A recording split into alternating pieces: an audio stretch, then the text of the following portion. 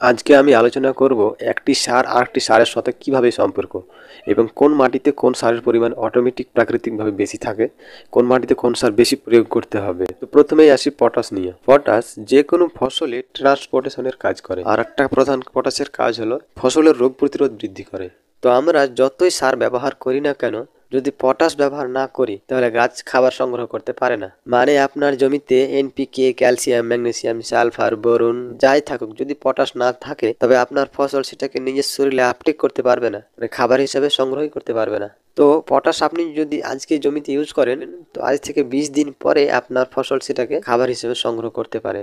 যদি আপনার মাটির পিএইচ মান 6.5 থাকে তাহলে, এবং মাটিতে কার্বনের উপস্থিতি 1% থাকে তাহলে পটাশ 35% আপনার ফসল সংগ্রহ করতে পারে, আর 65% সংগ্রহ করতে পারে না। মানে আপনি যদি 100 কেজি পটাশ আপনার জমিতে দেন, তো 35 কেজি আপনার ফসল সংগ্রহ করতে পারবে, আর 65 কেজি পারবে না। যদি আপনার জমিতে পটাশের উপস্থিতি ভালো থাকে, পটাশ ভালো থাকে, তো আপনার ফসলে রাতে গরম দিনে ঠান্ডা, অথবা দিনে গরম রাতে ঠান্ডা, অথবা জলবায়ুর পরিবর্তন কারণে ফসলে আপনার ফাঙ্গাস হবে না। সব ধরনের পোকামাকড় আছে, রস চোষক আছে, তারা ফসলকে চুষবে, ফসলের চামড়াকে কাটবে। কিন্তু যদি জমিতে পটাশের পরিমাণ ঠিক থাকে তাহলে ফসল নিজেই তার সেই রোগকে নিরাময় করতে পারবে।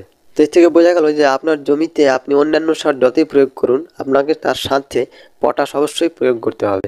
কারণ আপনার জমিতে যদি পটাশ না থাকে, তো অন্যান্য সারগুলিকে ট্রান্সপোর্টের মাধ্যমে উদ্ভিদ তার শরীরে নিতে পারবে না। পটাশের কাজ হচ্ছে ট্রান্সপোর্টেশন। সে বাকি জমিতে যত নিউট্রিশন আছে, সেই নিউট্রিশনগুলোকে উদ্ভিদের দেহে উপরে আপটেক করা হচ্ছে পটাশের কাজ। পটাশ আবার ক্যালসিয়ামের সাথে সম্পর্কিত। মানে আপনার জমিতে যদি ক্যালসিয়াম না থাকে, তবে কিন্তু উদ্ভিদ আবার পটাশ খাবার হিসেবে সংগ্রহ করতে পারবে না।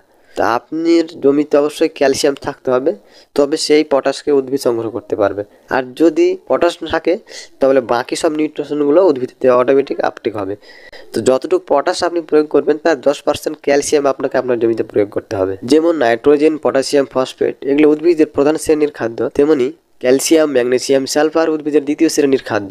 তো আমাদের মনে রাখতে হবে ক্যালসিয়াম লিঙ্ক আছে পটাশের সাথে। যদি ক্যালসিয়াম থাকে তাহলে পটাশ ফসলের কাজে আসবে, আর যদি পটাশ থাকে তবে অন্য সব নিউট্রিশন ফসলের কাজে আসবে। তার মানে আপনি যখনই পটাশ দেবেন, তার সাথে অবশ্যই ক্যালসিয়াম দেবেন। আপনি যদি 50 কেজি পটাশ দেন, তো 5 কেজি ক্যালসিয়াম।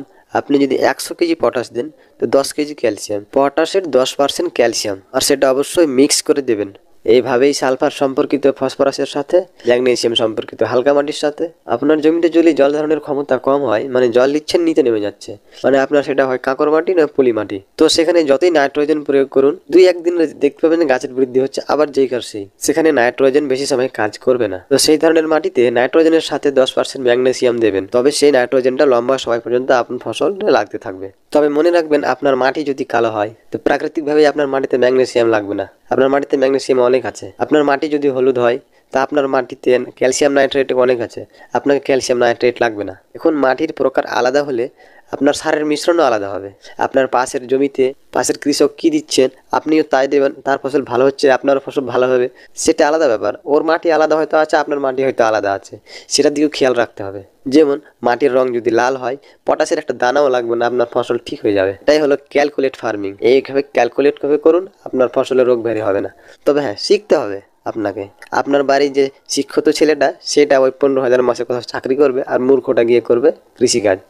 শিক্ষিতটাকে কৃষিকাজ করতে হবে, তবে এরকম শিখতে পারবে। যারা ভিডিওটি বুঝতে পারেননি, কোনো কিছু অসুবিধা আছে, তা নিচে কমেন্টে তাদের অসুবিধাগুলো বলবেন, আমি উত্তর দেওয়ার চেষ্টা করব। আপনাদের যদি ভিডিওটি ভালো লেগে থাকে, অবশ্যই একটি লাইক করবেন এবং চ্যানেলটি সাবস্ক্রাইব করবেন।